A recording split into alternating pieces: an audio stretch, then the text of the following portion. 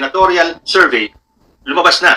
Ito pong bagong survey na to ay hindi doon sa mga pikon. Kasi alam nyo, madalas doon sa mga hindi makatanggap na yung kanilang manok ay hindi nakapasok sa top 12, ay nagko-comment po ng toxic. Pero one thing for sure, hindi po ito gawa-gawang survey. Kasi yung mga past surveys na inilalabas ko, sasabihin ko naman kung Publicos Asia or Okta or Pulse Asia, pero may natatanggap pa rin akong comments, nagawa-gawa ko lang daw yung survey na yun. Bahala na po kayo sa buhay ninyo. Kung di kayo marunong makaintindi ng Tagalog, hindi ko na po problema yon. Basta ang sinasabi ko po sa inyo, ang mga nilalabas ko po mga survey ay galing po sa mga survey firms. Nasa sa inyo naman yan kung maniniwala kayo sa mga surveys nito o hindi. Pero tanggap ko na po yun.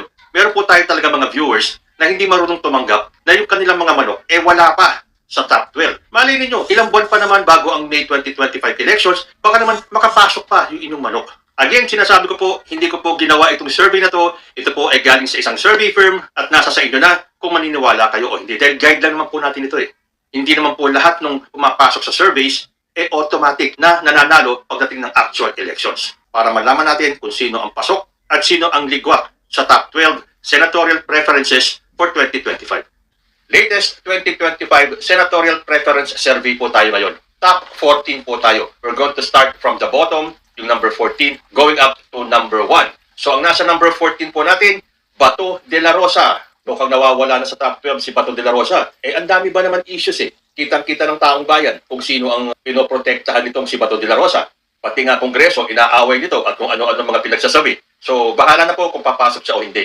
Number 13 is Kiko Pangilinan. Ako personally, kung po pwede lang pumasok si Kiko Pangilinan, sana pumasok siya. Kaysa naman makapasok yung mga pro-Duterte o yung mga pro-China, mas pipiliin ko na makapasok si Kiko Pangilinan. Dahil sigurado ito, anti-Duterte ito. So, pasok tayo sa top 12. Again, ito po ay galing sa isang survey firm. At alam po natin, iba-ibang survey firms, iba-iba din po yung lumalabas na ranking nila. Pero siyempre, yan po ay conforme kung sino ang nagko-komisyon, kung sino ang nagbabayad para sa survey na yan. Ito naman po ay guide lang natin at nasa atin pa rin pong mga kamay kung sino ang iboboto natin. So, at number 12, we have Abby Binay. Mukhang bumaba ang ranking nitong si Abby Binay. Medyo mataas-taas siya dati. But again, malayo-layo pa rin po, mga ilang buwan pa bago mag-May 2025 elections and I'm sure mababago pa po ang rankings ng mga senador na to. At number 11, Amy Marcos. Ito, consistent na bumababa si super ate ng mga Duterte. So nasa sa inyo pa rin po kung ipoboto nyo si Amy Marcos, pero ako po personally, sinasabi ko na sa inyo, wala na pong puwag si Amy Marcos sa akin. Mula nung nakita ko at nakumpirma ko sa mga galawan ni super ate na siya ay hindi makaading. Tried and tested na po natin na itong si Amy Marcos makasara Duterte. So para sa akin, X na po ito. Pero syempre, iba-iba po tayo ng preference. Ayoko pong sabihin na itong iboto ninyo, si ganito, si ganyan. Basta ako, ito yung mga hindi ko iboboto at kung sino mga iboboto ko. At number 10, andyan pa rin po si Lito Lapid.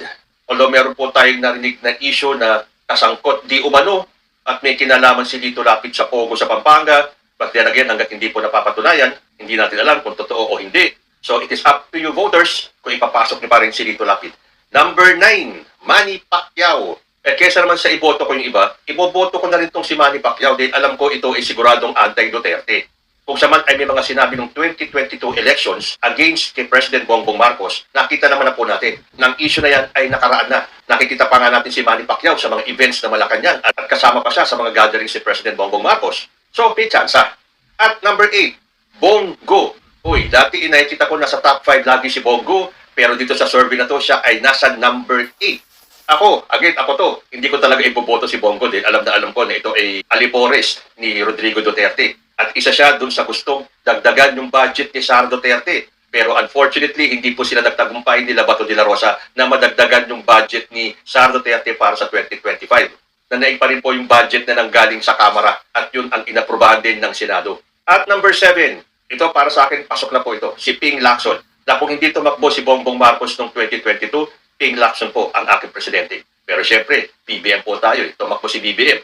And the rest is history. Kahit na anong gawin nilang gimmick para ibagsak si President Bongbong Marcos, isa na dyan si Sara Duterte na kung ano-ano ang sinasabi against kay PBBM. Aba ngayon, sinasabi pa ni Sara, bakit siya lang ang iniimbestigahan dyan sa confidential funds? Dapat daw pati ang Office of the President. Ay nako, syempre Office of the President yan eh. Sakop niya po lahat ng ahensya ng gobyerno. So natural, malaki ang kanyang confidential funds. Kahit na si Mig Zubiri saka si Chis Escudero, sinabi na nila na ang accountability ng Office of the President ang pinakadetalyadong nakita nila. Hindi po tulad nung kay Sara Duterte na mas nanaig ang mga anomalya. So para sa akin, Ping Lacson. Going up, at first time kong nabasa sa mga senatorial survey, number 6, Willie Revillame. Ako hindi ko pa rin iboboto ito. Then noon, humanga na ako sa kanya nung sinabi niya pinipilit daw siyang pumasok sa politika pero ayaw niya kasi mas makakatulong siya as a private person. Pero ito nga, tatakbo pa rin siyang senador, pero wag na. Sa mga show na nga lang niya kung pahiyain niya yung mga staff niya, on air pa yan live on Philippine television. Paano pa pag ito ay naupo? At number 5, Bong Revilla Jr. Ito, bigla akong nagduda kay Bong Revilla Jr. kung ito ba ay maka Bongbong Marcos or maka Sara Duterte. Going up, number 4 is Pia Cayetano. Isa rin ito. Unang-una na, ayoko kay Alan Peter Cayetano. Pero sabi nga nila, siyempre magkaiba yan. Si Pia is not Alan. But then again, meron po akong reason. Sabihin ko sa inyo mamaya. Next up on number 3, si Ben Tulfo, na dati laging number 2, ngayon siya po ay nasa number 3. At porque wala naman siya sa senatorial state ni PBBM, okay na sa akin kahit wala si Ben Tulfo. Pero mataas po kasi yung kanyang ranking Parang hindi na maganda kung tatlo-tatlo sila na makikita natin sa Senado. Nandiyan si Raffy Tulfo, papasok si Erwin Tulfo, tapos Ben Tulfo. Huwag naman, marami pa naman tayong pwedeng iupo. But then again, nasa voters' preference po yan. Number 2, si Tito Soto. At para sa akin, boto talaga ako. Gusto kong manalo si Tito Soto dyan. No questions asked. Para po sa akin And at number 1, consistently at number 1 is Erwin Tulfo. Ito siguradong pasok para sa akin. Kasi magaganda yung nakikita kong nagagawa niya sa gobyerno ni President Bongbong Marcos. And bilang consistent number 1, sigurado ako pasok na si Erwin Tulfo. Ngayon, bakit yung ibang mga nasa slate ni President Bongbong Marcos parang nagdududa na ako? Sino po ba ang nasa line-up ni President Bongbong Marcos na nandito sa top 12? Andyan si Pia Cayetano, si Bong Revilla, Ping Lacson, Manny Pacquiao, Lito Lapid, Abby Binay. Ang nawawala yata sa listahan ng top 40 na to ay si Benhur Abalos. Ako, iboboto ko si Benhur Abalos. Manalo or matalo, ipapasok ko po si Benhur Abalos. Ngayon, doon nga sa ibang mga nasa line-up ni President Bongbong Marcos, kaduda-duda po sila. Yun ang mga tinatawag ko mga doble cara or double face. Bakit kanyo? Nung pong umugong yung kudita na gustong ipalit si Cynthia Villar kay Chis Escudero, 12 senador ang pipirma kung sakaling magtagumpay yung kudita nila. At ilan dyan ay nasa line-up ni President Bongbong Marcos. So mag-iisip tayo. Bakit gusto nilang palitan si Chis Escudero ni Cynthia Villar na alam natin ay pro-Duterte? Dahil kapag naupo si Cynthia Villar, siguradong absuelto ang ibibigay nilang desisyon o hatol kay Sara Duterte kung matuloy ang impeachment nito. Ito po yung mga pangalan na boboto para iupo si Cynthia Villar kung natuloy yung kudeta laban kay Chis Escudero. Nangunguna po sa listahan at sinasabing siya daw ang pasimuno sa kudeta again daw.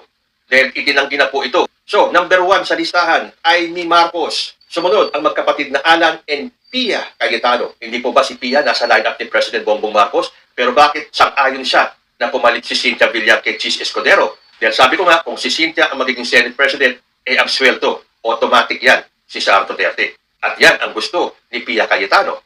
Akala ko ba makabongbong ito? Next in line, Ronald Bato de la Rosa, Francis Tolentino. Isa pa to, hindi po ba si Francis Tolentino nasa line-up ni President Bongbong Marcos?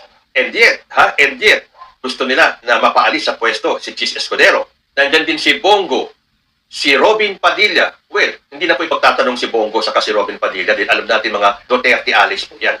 Next sa listahan, Bong Revilla. Ayan. So, masisisi nyo ba ako kung bakit nagdadalawang isip ako kay Bong Revilla kahit na siya ay nasa line-up ni President Bongbong Marcos?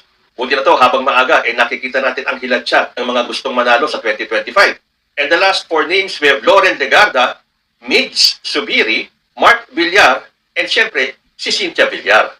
So yan po yung mga gustong patalsikin si Chis Escudero at ipalit si Cynthia Villar. At ilan po dyan ay nasa line-up ni President Bongbong Marcos. Ibang klase talaga itong mga senador natin. Walang yaan kung walang yaan. Wala silang pakialam kaya makita ang totoong kulay nila. Kasi isipin mo, nasa line-up ka ni President Bongbong Marcos. Si Chis Escudero, gusto niya due process. Kung kailangan ituloy ang impeachment trial, edi ituloy ang impeachment trial.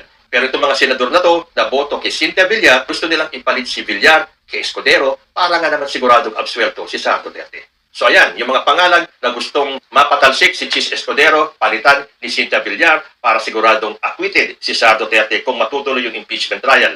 at yung latest 2025 Senatorial Preference Survey. Again, dun sa mga magsasabing fake news, bahala kayo sa buhay ninyo. Basta ito, hindi ko po ito ginawa, hindi po ako ang nagpa-survey nito, ito po ay galing sa isang survey firm. Kung kaninong survey firm, bahala na kayo mag-research. Kasi sabihin ko man o hindi kung saan galing itong survey na to, sasabihin nyo fake news, sasabihin nyo gawa-gawa ko lang. So ito ang ating latest na survey at sinabi ko sa inyo kung sinong pasok para sa akin at hindi, nasa sa inyo po yan. Ang masasabi ko lang, let us vote wisely. Ayan, sa tingin ninyo, kailangan pa ba nating iboto yung mga senatorial balls na nasa line-up ni President Bongbong Marcos pero kasali doon sa mga senador na gustong magpatalsik kay Chis Escudero para ipalit si Cynthia Villar? Pero syempre, kanya-kanya po sila ng delay. Ang nakakatakot kasi niyan, kung iboboto natin ng straight lahat ng nasa senatorial line-up ni President Bongbong Marcos, as much as we want to, kakabahan naman po talaga tayo kung mayroong ganitong mga ganap. Mantakin nyo yung mga senador na yan, nasa line-up ni President Bongbong Marcos, pero andun din sila sa line-up na mga gustong magpatalsik kay Chis Escudero para ipalit si Cynthia Villar. So mag-isip-isip po tayo. Ito po ay guide lang. Doon sa mga hindi makatanggap na hindi pumasok yung kanilang manok, marami pa pong buwan at marami pang pagkakataon, baka itong ranking na to ay magkarambol-rambol pa. So ngayon, ito po ang pinakabagong senatorial survey. Abangan po natin yung mga susunod pang survey kung magbabago pa ang ranking ng ating mga senatorial polls. Hanggang dito na lang po muna tayo. Hanggang sa susunod na survey, maraming salamat po. Welcome to Team Sam TV, your channel for the latest news updates. Here, we break down the biggest stories from around the globe, covering everything from breaking news to politics. Whether you want to stay informed or just catch up on what's happening, we've got you covered. So, don't forget to subscribe and hit that notification bell so you never miss out on the latest news. Join the Team Sam TV family and let's explore the world together, one update at a time.